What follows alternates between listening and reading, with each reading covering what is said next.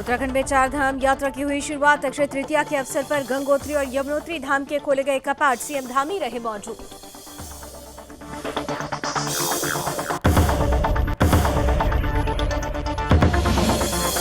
उत्तराखंड के चंपावत से बड़ी खबर आई सामने। चंपावत सीट पर उपचुनाव की तारीखों का हुआ ऐलान। 31 मई को वोटिंग और 3 जून को होगी मतगणना।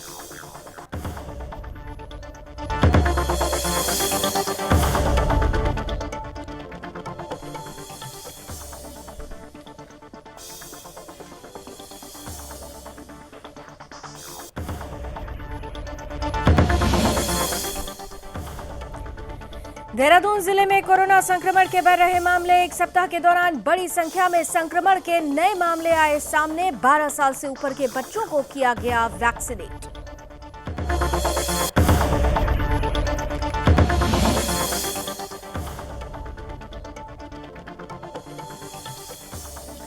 और कुमाऊं के कमिश्नर दीपक रावत पहुंचे हल्द्वानी। कमिश्नर दीपक रावत ने हल्द्वानी के गौलापार स्थित इंटरनेशनल स्टेडियम और इंडोर कॉम्प्लेक्स का किया निरीक्षण।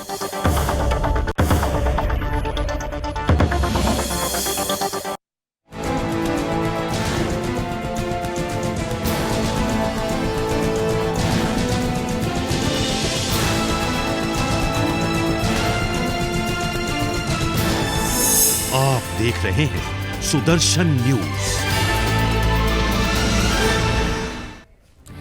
नमस्कार, अपना उत्तराखंड देख रहे हैं आप। आपके साथ मैं हूं लावनी विनीत। बुलेटिन की शुरुआत करते हैं। बात उत्तराखंड की है, लेकिन उत्तराखंड पहुंचे हुए हैं उत्तर प्रदेश के मुख्यमंत्री योगी आदित्यनाथ। दरअसल उत्तराखंड के 3 दिवसीय दौरे पर योगी पहुंचे हुए हैं। यहां पर योगी आदित्यनाथ का जोरदार स्वागत किया गया और इस दौरान वो अपने गुरु महंत अवैद्यनाथ की प्रतिमा का अनावरण करने के लिए भी पहुंचे हुए हैं।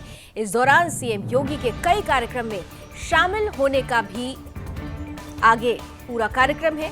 ये तस्वीरें आप देख रहे हैं जब मुख्यमंत्री उत्तर प्रदेश के मुख्यमंत्री योगी आदित्यनाथ पहुंचे हुए हैं देवभूमि और साथ में मंच पर नजर आ रहे हैं उत्तराखंड के सीएम पुष्कर सिंह धामी।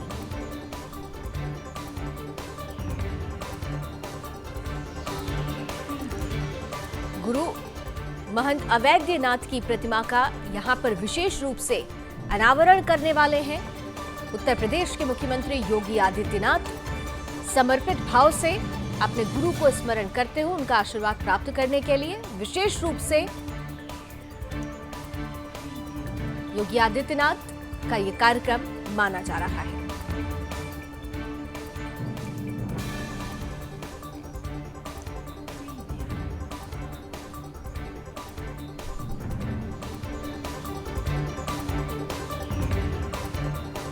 तो ये सीधी तस्वीरें आप यमकेश्वर उत्तराखंड से देख रहे हैं, जहां पर इस वक्त आप देख सकते हैं मंच पर उत्तर प्रदेश के मुख्यमंत्री योगी आदित्यनाथ की मौजूदगी है। साथ में उत्तराखंड के मुख्यमंत्री पुष्कर सिंह धामी नजर आ रहे हैं। तमाम मंत्रीगण हैं उत्तराखंड के, जो पहले विशेष रूप से स्वागत करते हुए नजर आए और अब क्योंकि कार्यक्रम की औपचारिक शुरुआत हो रही है, ये सीधी तस्वीरें आपके लिए यमकेश्वर से।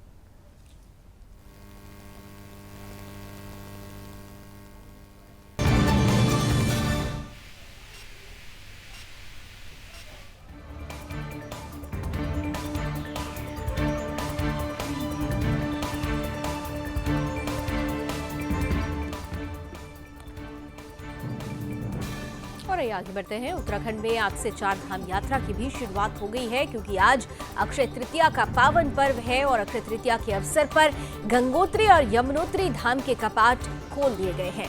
गंगोत्री धाम के कपाट शुभ मुहूर्त सुबह 11:15 बजे खोल दिए गए। वहीं यमुनोत्री धाम के कपाट भी शुभ मुहूर्त 12:15 पर खोल दिए गए। गंगोत्री और यमुनोत्री धाम के कपाट पूरे विधि विधान और मंत्रोच्चारण के साथ श्रद्धालुओं के लिए खोल दिए गए। इस मौके पर गंगोत्री धाम में मुख्यमंत्री पुष्कर सिंह धामी की मौजूदगी नजर आई। सीएम धामी ने मां गंगा की पूजा अर्चना कर देश और प्रदेश की कुशलता के लिए मां गंगा से प्रार्थना की। पिछले 2 साल के दौरान आपको याद होगा कि तमाम जो प्रतिबंध थे कोरोना काल की वजह से लगाए गए थे, लेकिन इस बार सभी प्रतिबंधों को खत्म कर श्रद्धालुओं को सरकार की तरफ से बड़ी राहत दी गई है। अब 2 साल के अंतराल के बाद भक्तों का इंतजार भी खत्म हुआ है। इस बार 4 धाम यात्रा के लिए ऑनलाइन और ऑफलाइन दोनों ही तरीकों से श्रद्धालु रजिस्ट्रेशन करवाते हुए नजर आए हैं। चारों धामों में यात्रियों की संख्या भी निर्धारित की गई है। हालांकि पहले ही प्रशासन और सरकार को ये उम्मीद थी, क्योंकि 2 साल के बाद इस यात्रा की शुरुआत हुई है, कोरोना काल के बाद तो संख्या बढ़ सकती है और वो तस्वीरें सामने आई भी। मुख्यमंत्री पुष्कर सिंह धामी ने स्पष्ट रूप से कहा है कि श्रद्धालुओं की अधिक संख्या होगी तो उसके बारे में वो विचार करेंगे। सीएम धामी ने सभी श्रद्धालुओं का चारों धामों में आने के लिए स्वागत भी किया है। साथ ही उन्होंने कहा कि श्रद्धालुओं को सभी समुचित सुविधाएं मुहैया कराई जा रही हैं।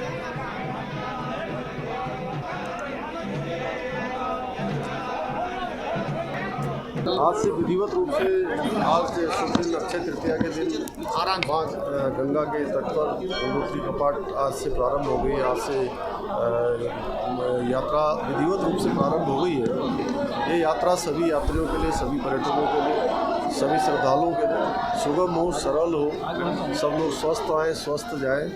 और जो हमारा उत्तराखंड राज्य, जिसके बारे में हमारे देश के यशस्वी प्रधानमंत्री जी ने कहा है कि ये आने वाला जो दशक है, ये दशक उत्तराखंड का दशक होगा और उसकी शुरुआत हो गई है। और हमने हर प्रकार से कोशिश की है कि सभी यात्रियों के लिए यात्रा सरल और सुगम हो। उसके लिए हम प्रयास कर रहे हैं। आज यहाँ कपाट खुल रहे हैं, यमुनोत्री के खुल चुके हैं, गंगोत्री के खुल रहे हैं। 6 तारीख को केदारनाथ जी के और 8 तारीख को हमारे बद्रीनाथ जी के कपाट खुलेंगे। और इन्हीं तस्वीरों के साथ आइए इस वक्त फोन लाइन पर जुड़ चुके हैं मेरे सहयोगी ब्यूरो चीफ कृष्णा कुमार। कृष्णा, स्पष्ट रूप से जो उम्मीदें थी उस उम्मीद के मुताबिक श्रद्धालुओं की संख्या बढ़ रही है और आज क्योंकि पहला दिन है और बहुत ही विशेष दिन है, पावन दिन है, जो हम भक्तों का उत्साह देख रहे हैं, उमंग देख रहे हैं। मुख्यमंत्री पुष्कर सिंह धामी ने इसकी स्वीकार्यता भी की कि भक्त काफी उत्साहित हैं, तमाम जो व्यवस्थाएं हैं वो पूरी की गई हैं। पहला दिन, पहली शुरुआत आपकी नजरों से समझना चाहेंगे। बिल्कुल लावण्य, देखिए 2 वर्षों के बाद आज चारधाम यात्रा जो है वो बिना पाबंदियों के इसकी शुरुआत हुई है। सबसे पहले हमने देखा है कि सुबह 11:15 बजे मां गंगोत्री धाम के कपाट जो है वो आम श्रद्धालुओं के लिए खोले गए। इस अवसर पर मुख्यमंत्री पुष्कर सिंह धामी भी गंगोत्री धाम में मौजूद रहे। उन्होंने पहली पूजा अर्चना जो है वो प्रधानमंत्री नरेंद्र मोदी के नाम पर करी। उसके बाद उन्होंने प्रदेश और देशवासियों के लिए शुभकामनाएं और शुभारंभ किए, उन्होंने प्रार्थना करी। उसके बाद हमने देखा है कि तमाम श्रद्धालुओं का जमावड़ा जो है वो यमुनोत्री और गंगोत्री धाम में कल शाम से ही लग चुका था, क्योंकि इस बार कोई पाबंदी सरकार ने नहीं लगाई है। कोई भी कोरोना के नाम पर कोई भी पाबंदी इस बार नहीं लगी है। जिस तरह से हमने देखा है कि पहले की तरह बढ़ चढ़कर श्रद्धालु जो है वो उत्तराखंड पहुंचे हुए। जैसे कि आज सुबह कपाट खुले हैं तो कल शाम से ही श्रद्धालु जो है धाम के आसपास जो है वो आगे अपना होटलों में वो रहने लग गए थे। और वहाँ जैसे ही कपाट खुले तो सैकड़ों की संख्या में वहाँ पे मौजूद है। तस्वीरों में भी आप देख रहे होंगे जहाँ पर गाने एक तरीके चल फिर रहे हैं तो उनके आगे पीछे कितनों की भीड़ एक तरीके से एकत्रित वहाँ पे हो रखी है। तो यानी कि अब चारधाम यात्रा की जो है शुरुआत आज से हो चुकी है। अब कुछ दिनों में हम कह सकते हैं 6 तारीख को बाबा केदारनाथ के धाम खुल जाएंगे, जिसके बाद 8 मई को बद्रीनाथ के कपाट जो है वो श्रद्धालुओं के लिए खोल दिए जाएंगे। तो 2 वर्ष के बाद अब श्रद्धालुओं को मौका मिला है दर्शन करने का, तो सभी श्रद्धालु उत्तराखंड जो है वो आ रहे हैं। फिर अगर हम बात करें होटल बुकिंग की है, ट्रेन बुकिंग की और अपना हेलीकॉप्टर सेवाओं की, केदारनाथ से हमें देखा जाता है कि काफी ज्यादा पैदल लंबा ट्रैक जो है वो 18 किलोमीटर का आ जाता है। तो उससे बचने के लिए और थोड़ी आसान के लिए श्रद्धालु जो है वो हेलीकॉप्टर का सहारा लेते हैं, लेकिन उसके भी जो है वो 2 महीने की बुकिंग जो है वो ऑलरेडी फुल हो चुकी है। तो इसी तरीके से होटल और ट्रेन में भी रिजर्वेशन जो है वो फुल हो चुके हैं। श्रद्धालुओं के लिए एक तरीके से आने के लिए राहत तो आसान होगी, लेकिन एडवांस बुकिंग तो सभी श्रद्धालुओं ने करवा ली है। उसके अलावा जो एडवांस में कोई भी श्रद्धालु अगर अचानक अपना मन बना रहा है तो उसको कहीं ना कहीं अपनी ट्रिप जो है इन दिनों कैंसिल करनी पड़ रही है, क्योंकि खुद मुख्यमंत्री पुष्कर सिंह धामी कह रहे हैं कि श्रद्धालु जो है बढ़ कर आ रहे हैं। हालांकि सरकार ने सभी के लिए सुविधा जो है वो खरीदी। कृष्णा, लेकिन एक बड़ी महत्वपूर्ण चीज मैं आपसे समझना चाहूंगी, क्योंकि जब चारधाम यात्रा की शुरुआत हो रही थी, अभी 2 दिन पहले ही हमने देखा था कि कोरोना के केसेस भी बढ़ रहे हैं। इसे देखते हुए एक स्क्रूटनी करने के लिए कहा गया था, मास्क अनिवार्य कर दिया गया। बावजूद इसके हम यहाँ जो तस्वीरें देख पा रहे हैं उसमें तो किसी के भी चेहरे पर कोई मास्क नजर नहीं आ रहा है, जबकि कोरोना के केसेस बढ़ रहे हैं। सरकार प्रशासन की तरफ से भी अपील की गई थी कि कोरोना गाइडलाइन का पालन करें। तो ऐसी परिस्थिति में फिर किस तरह से प्रशासन एक्टिव नजर आएगा अगर कोरोना केसेस इस माहौल में बढ़ गए तो? बिल्कुल राजन, देखिए जैसे कि मैंने बताया कि 2 वर्ष बाद आज चारधाम यात्रा जो है वो पहले की भांति जो है शुरू हो पाई है। श्रद्धालु जो है बढ़ चढ़ कर आ रहे हैं। तो ऐसे में देखिए उत्साह और उमंग जिस तरीके से कपाट खोलने का था और सभी श्रद्धालुओं जिस तरीके से उमंग भरा हुआ था और हर्षोल्लास के साथ चारधाम यात्रा गंगोत्री और यमुनोत्री धाम का कपाट खोलते हुए, तो ऐसे में कहीं श्रद्धालु जो है वो मास्क लगाना और उसमें कोरोना प्रोटोकॉल का पालन करना कहीं ना कहीं वो भूल जाते हैं और पालन नहीं कर पाते। लेकिन प्रशासन वहाँ पे मौजूद दिख रहा है, वो समय समय पर जो है उसको चेतावनी भी जारी करता है, क्योंकि कुछ दिनों पहले देहरादून डीएम जिलाधिकारियों ने जो एक आदेश जारी किया था प्रशासन के लिए कि 500 से 1000 रुपए तक का जुर्माना लगाया जाए। तो ऐसे श्रद्धालु जो है रोकने टोकने के बाद भी मास्क का पालन नहीं कर रहा है, मास्क नहीं लगा रहा है, तो उसका चालान भी जो है वो प्रशासन द्वारा किया जा रहा है। लेकिन अगर हम आज सुबह की बात करें तो प्रशासन ने एक तरीके से श्रद्धालुओं को कुछ नहीं कहा है, क्योंकि आज पहला ही दिन था चारधाम यात्रा का। तो इस वजह से हम देख सकते हैं कि प्रशासन भी कहीं ना कहीं निरंतर जो है वो श्रद्धालुओं के ऊपर नजर आया। रावजी, एक बड़ी महत्वपूर्ण और जानकारी आपसे लेना चाहेंगे, क्योंकि ये अभी पहले ही कह दिया गया था प्रशासन की तरफ से कि कुछ लॉट्स में श्रद्धालुओं को आगे भेजा जाएगा। अभी फिलहाल क्या पहला लॉट और दूसरा लॉट इसका एलोकेशन हो चुका है? पहले लॉट में कितने श्रद्धालुओं को भेजा जा रहा है और दूसरा जो लॉट बचा रहेगा उनके लिए क्या व्यवस्थाएं की गई हैं? बिल्कुल आना, देखिए चारधाम यात्रा की अगर हम बात करें तो यमुनोत्री, गंगोत्री और केदारनाथ, बद्रीनाथ में अलग अलग दिन के लिए श्रद्धालुओं की संख्या जो है वो सीमित प्रशासन के द्वारा कर दी गई है। अगर हम आज की हम बात करें तो गंगोत्री धाम में श्रद्धालुओं की संख्या जो है वो लगभग हमको 10,000 के करीब दिखी है। गंगोत्री धाम के लिए भी कुछ ऐसा पैदल पड़ाव नहीं आता जिसमें श्रद्धालुओं को दिक्कत हो। वहाँ पे लोग गाड़ियां जो है वो मंदिर तक ही जाते हैं। हालांकि हम बात करें गंगोत्री से आगे गौमुख तक जाने के लिए, तो वहाँ पर प्रशासन जरूर जो है वो उन लोगों पर नजर रख रहा है, क्योंकि 18 किलोमीटर का ट्रैक जो है उन लोगों को पैदल चलकर उससे गौमुख तक पहुंचना पड़ता है। तो उस रूट पर प्रशासन ने नजर बनाई हुई है। और बात करें यमुनोत्री धाम की, तो यमुनोत्री धाम में भी 48 से लेके 5 किलोमीटर तक का जो है वो पैदल पड़ा हुआ चढ़ाई का रास्ता है, तो वो पार करके श्रद्धालुओं को जाना पड़ता है। तो प्रशासन की नजर वहाँ पर भी श्रद्धालुओं पर रखी जा रही है, क्योंकि अक्सर देखा जाता है कि पैदल वाले पड़ाव आते हैं, चाहे हम बात करें यमुनोत्री धाम की, चाहे गंगोत्री से गौमुख धाम की या फिर केदारनाथ धाम की। तो ऐसे में प्रशासन की खास नजर जो है वो रखी जा रही है, क्योंकि केदारनाथ यात्रा जिस तरीके से शुरू हो रही है, मानसून आने से पहले श्रद्धालु जो की गुप्तासी से केदारनाथ के लिए जाएगा, पाटा से केदारनाथ के लिए जाएगा पैदल पड़ाव पे, तो प्रशासन द्वारा उसके हाथ में बैंड भी लगाई जाएगी, जो ताकि जीपीएस के माध्यम से प्रशासन जो है श्रद्धालुओं पर नजर रख पाए। और जो भी एक तरीके से कहीं आपदा के संकेत जैसे कि उत्तराखंड में बड़ी बड़ी आपदाओं को जूझना पड़ता है, तो उसके लिए भी प्रशासन जो है समय समय पर श्रद्धालुओं को अवगत करा पाए, ताकि किसी भी बड़ी आने वाले से रोक पाए। चलिए, बहुत बहुत धन्यवाद कृष्णा, आप लेकिन हमारे साथ बने रहें, क्योंकि अगली खबर पर भी हम आपसे ही जानकारी लेंगे। कुल मिलाकर चारधाम यात्रा की शुरुआत हो चुकी है। मुख्यमंत्री पुष्कर सिंह धामी ने आज पूजा अर्चना करके राज्यवासियों के सुखद जीवन की कामना की है। और ये जो चारधाम यात्रा है, क्योंकि 2 सालों के कोरोना काल के बाद शुरू हुई है, इसलिए तमाम प्रतिबंधों में इस बार ढील दी गई है। हालांकि कोरोना के केसेस को, जो बढ़ते हुए केसेस है, उन्हें देखते हुए सरकार और प्रशासन दोनों ने प्रोटोकॉल जरूर बनाया हुआ है। और ये अपील की जा रही है भक्तों से कि उस प्रोटोकॉल का पालन जरूर हो, ताकि न कोरोना बढ़े और न ही चारधाम यात्रा में किसी तरीके का कोई ग्रहण ले सके। आइए आगे बढ़ते हैं। उत्तराखंड के चंपावत की अब बात करेंगे, जहां से बड़ी खबर यह है कि चंपावत सीट पर उपचुनाव की तारीख का ऐलान हो चुका है। 31 मई वोटिंग का दिन और 3 जून मतगणना का दिन। चंपावत सीट पर पहली बार उपचुनाव होगा। निर्वाचन आयोग ने उपचुनाव की तारीख का ऐलान करते हुए कहा है कि ब्रिजराज नगर यानी कि ओडिशा, थ्रिक्काकारा यानी केरल और चंपावत यानी उत्तराखंड में विधानसभा क्षेत्रों के लिए उपचुनाव 31 मई को होंगे। मतों की गिनती 3 जून को होगी। बीजेपी प्रत्याशी और मुख्यमंत्री पुष्कर सिंह धामी को इस सीट से कांग्रेस की ओर से कौन टक्कर देगा, अभी इसका खुलासा नहीं हुआ है। कैलाश गहतोड़ी चंपावत सीट से लगातार दूसरी बार विधायक निर्वाचित हुए थे। मतगणना के दिन 10 मार्च को उन्होंने मुख्यमंत्री के लिए चंपावत सीट छोड़ने का प्रस्ताव रखकर 21 अप्रैल को बाकायदा इस सीट से इस्तीफा भी दे दिया था। चंपावत के चुनावी समर में सरकार के सभी मंत्री और पार्टी के पदाधिकारी भी मोर्चा संभालेंगे। पार्टी चंपावत उपचुनाव के लिए अलग से रणनीति बना रही है। पिछले दिनों राष्ट्रीय संगठन महामंत्री बीएल संतोष की बैठक में चंपावत उपचुनाव के लिए एक टीम का ऐलान भी कर दिया गया था। देखना दिलचस्प होगा कि चंपावत सीट पर कौन उपचुनाव में जीत का परचम लहराएगा। हमारे साथ कृष्णा कुमार लगातार बने हुए हैं, ब्यूरो चीफ। कृष्णा, देखिए, अब चंपावत की जब हम सीट की बात करते हैं बड़ी महत्वपूर्ण हो जाती है, क्योंकि खटीमा सीट से एक उम्मीद थी लेकिन वो उम्मीद पूरी नहीं हो पाई। चंपावत सीट से क्या वो उम्मीद पूरी हो पाएगी? अभी तक कंपटीशन में कांग्रेस कौन किसे उतार रही है इसका भी खुलासा नहीं हुआ है। किस तरीके से लिया जा रहा है चंपावत की सीट को, खासतौर से बीजेपी की तैयारी को लेकर?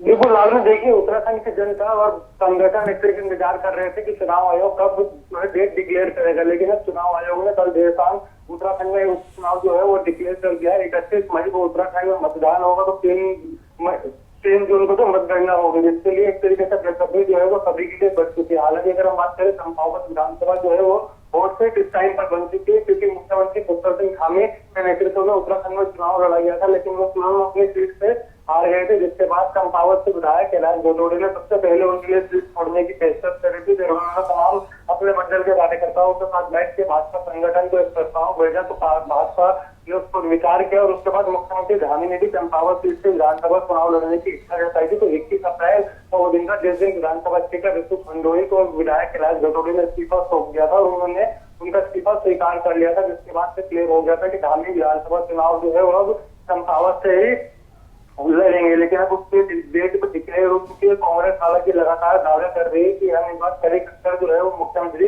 पुष्कर सिंह धामी को देंगे। खटीमा से जिस तरीके से हमने हराया था वो चंपावत से भी उनको हार का सामना करना पड़ा, लेकिन इस तरीके से जिस तरीके से कांग्रेस दावा कर रही है, लेकिन कांग्रेस से कौन उम्मीदवार होगा इसके पक्ष अभी तक कांग्रेस के किसी भी नेता नहीं खोले हैं, क्योंकि हर बार की तरह हरीश रावत भी इस बार भी दावा कर रहे हैं कि मुख्यमंत्री को मैं ही टक्कर दूंगा, उनको मैं ही चंपावत से जो है मात देता हुआ नजर आऊंगा। तो इसी तरीके से कांग्रेस के कार्यकारी अध्यक्ष रणजीत रावत और तमाम नेता जो है वो अपने लिए लड़ने के दावे कर रहे हैं, लेकिन कांग्रेस आलाकमान इस पर कुछ नहीं कह रहा है। हालांकि कांग्रेस के प्रदेश अध्यक्ष दिनेश गुर्जर की बात करें तो वो 14 दिवसीय गढ़वाल भ्रमण से जो आज उन्होंने स्थगित कर दिया है और आज देहरादून लौट के चंपावत के चुनाव पर जो है रणनीति अब तय करेंगे। देखने वाली बड़ी बात होगी कि मुख्यमंत्री पुष्कर सिंह धामी जिस तरीके से चंपावत विधानसभा के चुनाव लड़ेंगे और डिक्लेयर भी एक तरीके से चंपावत की जनता की हानि बढ़ती हुई नजर आ रही है, क्योंकि 21 अप्रैल को जब कैलाश गोटोड़े ने इस्तीफा दिया था उसके बाद धामी वापस पहुंचे थे। उन्होंने तमाम जागेश्वर मंदिर पहुंचती घोषणाएं भी करी थी जिसको वो पूरा करते हुए, जिसकी जानकारी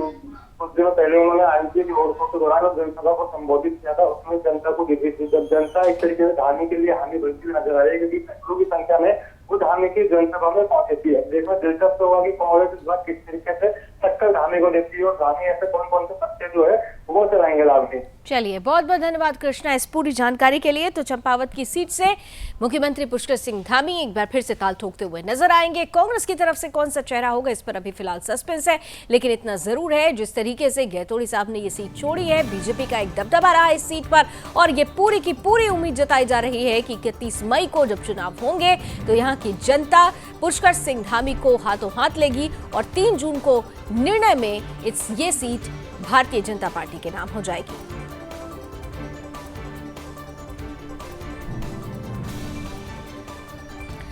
और एक बार फिर से आपको लिए चलते हैं यमकेश्वर, जहां पर आज पहुंचे हुए हैं उत्तर प्रदेश के मुख्यमंत्री योगी आदित्यनाथ। लेकिन इससे पहले, क्योंकि यहां पर मेजबानी करते हुए उत्तराखंड के मुख्यमंत्री पुष्कर सिंह धामी नजर आ रहे हैं, क्या कुछ वो कह रहे हैं आइए सीधे सुनते हैं। लिए चलते हैं आपको यमकेश्वर उत्तराखंड। इस माटी के लाल है यमकेश्वर के और मंच पर विराजमान है। मैं आप सबकी तरफ से उत्तराखंड वासियों की तरफ से उनके अपने जन्म स्थान पर पहुंचने पर हृदय की गहराइयों से स्वागत एवं अभिनंदन करता हूँ। एक बार मैं चाहूँगा योगा करने में जाकर आप सब लोग जो है उनका स्वागत करें, क्योंकि वैसे भाषणों का क्रम काफी लंबा हो गया है। मैं आदमी योगी जी और आप सबके बीच में बहुत देर तक नहीं रहूँगा। मैं उनका केवल स्वागत करने के लिए आया हूँ, क्योंकि आज वो हमारे बीच में इस माटी के लाभ होते हुए आज एक करिश्माई नेतृत्व के रूप में जिनको सुनने के लिए हिंदुस्तान के कोने कोने में लोग हजारों लाखों की संख्या में एकत्र होते हैं। हम सब भी उनको सुनेंगे। मैं पुनः एक बार स्वागत करते हुए, क्योंकि आज बहुत सुंदर दिवस है और महंत अमरनाथ की प्रतिमा का जहाँ महायोगी गुरु गोरखनाथ महाविद्यालय जहाँ पर संचालित हो रहा है उसका हम सबने अनावरण किया है। और महंत अवैधनाथ जी का जो संबंध रहा है, उन्होंने हिंदू धर्म को मजबूत करने के लिए, भाईचारे को मजबूत करने के लिए और जो समाज में पीछे छूट गए हैं उन सभी को आगे लाने के लिए उन्होंने हर संघर्ष किया। उसके लिए बहुत विस्तार में नहीं जाना चाहता, जितना मैंने उनके बारे में पढ़ा है, मैंने बचपन से जितना उनको देखा है, सुनता आया हूँ, तो उन्होंने राम जन्मभूमि का जो आंदोलन है उसका भी नेतृत्व उन्होंने उस समय प्रदान किया था। और आज मुझे बेहद खुशी हो रही है कि जब हमारे बीच में ऐसी शख्सियत और इस माटी के लाल जब हमारे बीच में आए हैं। मैं अभी 2021 में 16 अक्टूबर को अयोध्या गया था और इससे पहले मैं 1999 में अयोध्या गया था। तब मैंने वहां देखा था कि रामलला टेंट के अंदर रहते थे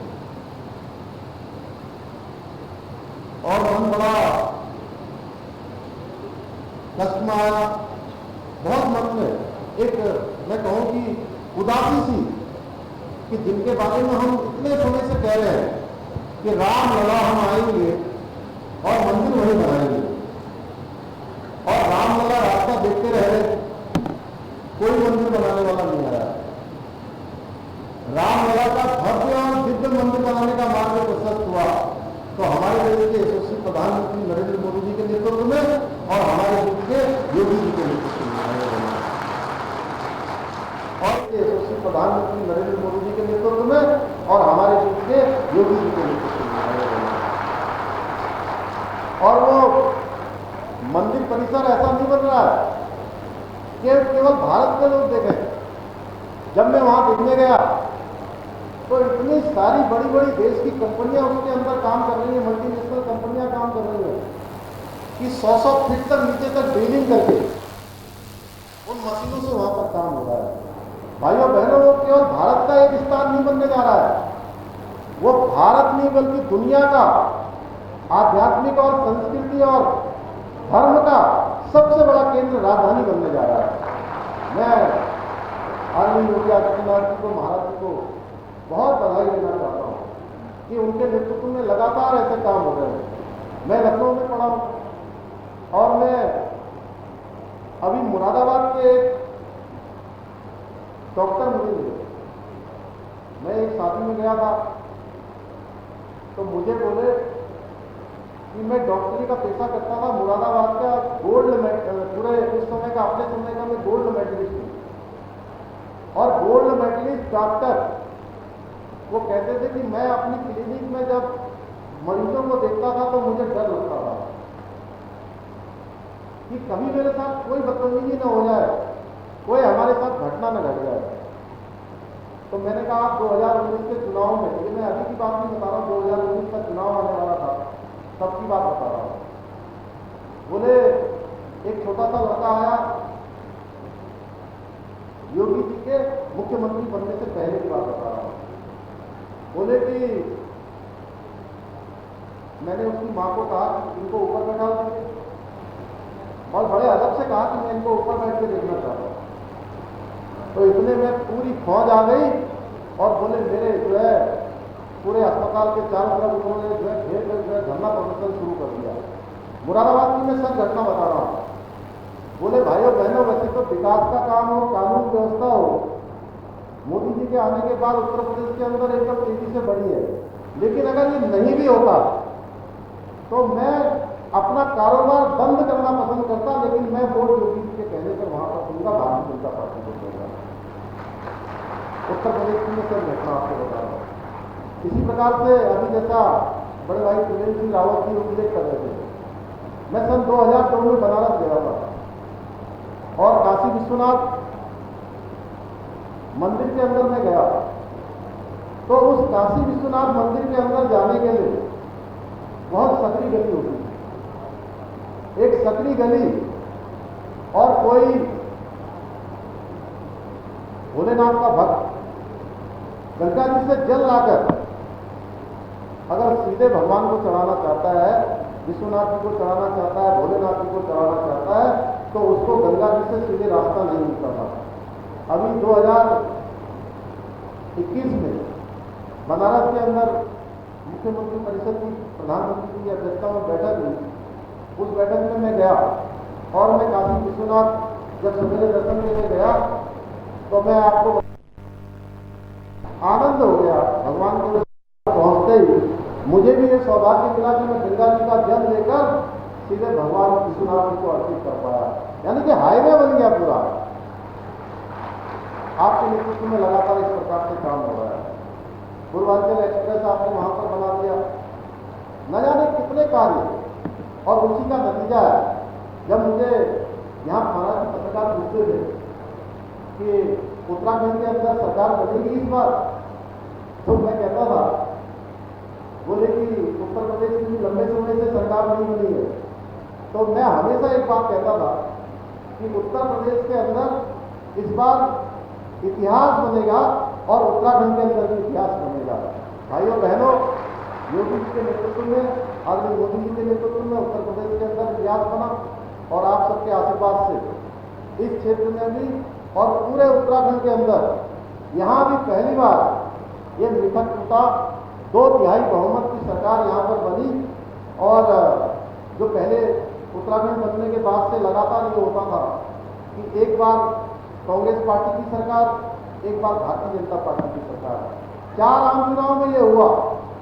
और इस बार, पिछली बार भी भाजपा की सरकार थी, इस बार भी आप सब लोगों ने, उत्तराखंड की देवभूमि जनता ने यहाँ पर प्रचंड बहुमत की सरकार बनाकर एक निखत होने का काम किया है। भाइयों बहनों, आज अक्षय तृतीया का दिवस है और आज से 4 धाम यात्रा भी प्रारंभ हो गई है। और मैं वहाँ से सीधे आदरणीय महाराज जी को रिसीव करने के लिए सीधे जौली ग्रांट पहुँचा।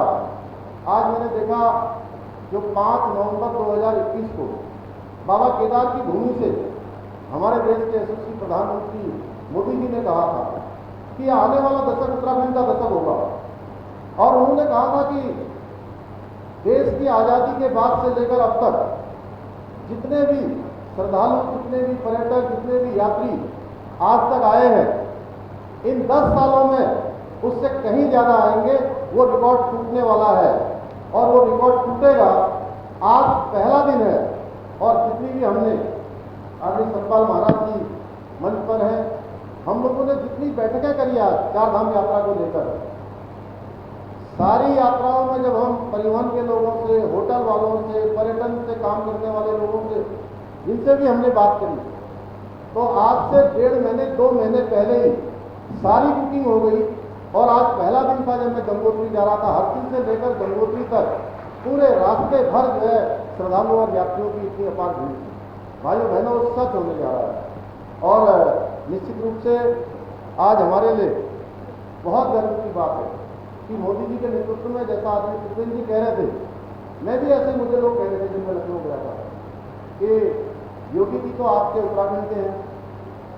मैंने कहा उत्तराखंड की भूमि ने, उत्तराखंड की माँ ने उनको जन्मने का काम किया है, लेकिन अब वो उत्तराखंड नहीं बल्कि पूरे देश की जो है एक तरह से मैं कहूँ कि धरोहर है।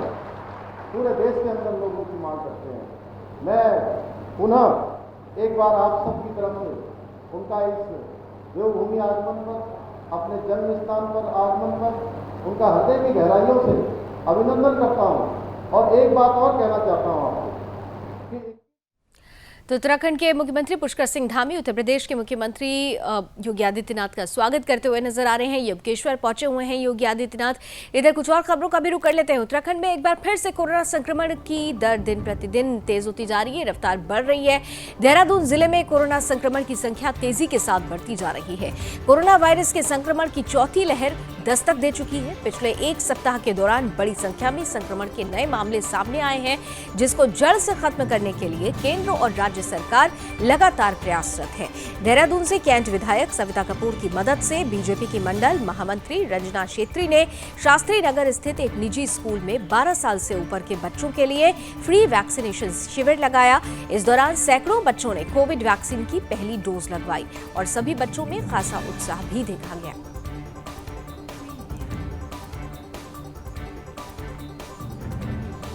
तो चलिए इसी के साथ अपना उत्तराखंड में अभी बस इतना ही, लेकिन देश और दुनिया की तमाम खबरों के लिए आप जुड़े रहिए सुदर्शन न्यूज के साथ। जय हिंद।